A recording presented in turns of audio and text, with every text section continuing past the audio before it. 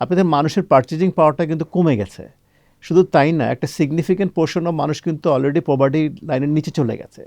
তাতে করে হচ্ছে কি ডিমান্ড ফর দ্য প্রোডাক্ট কিন্তু কমে গেছে। এই যে এসএমই যারা ছিল, যারা বিশেষ করে সাপ্লাই চেনে থাকতো বা ডিস্ট্রিবিউশন বা আপনার যে ভার্টিক্যালে থাকতো কর্পোরেটের সাথে, তাদের কিন্তু অনেক কোম্পানি কিন্তু স্ট্রাগল করছে।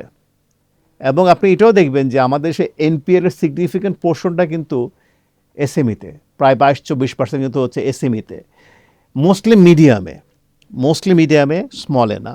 এখন ধরেন এই পার্টিকুলার সেগমেন্টটা কিন্তু সবসময় ভালনারেবল। ইকোনমিক যখন ডাউন টার্ন হয়, এরা কিন্তু প্রথম যারা ডিফেক্টেড হয়। এখন ব্যাংকে যেহেতু দেখছেন যে এনপিএল 35% বেশি, ব্যাংকগুলো অলসো বিকেম ভেরি কনজারভেটিভ, যে আমি যদি একে দেই এ তো আরও এফেক্টেড হতে পারে।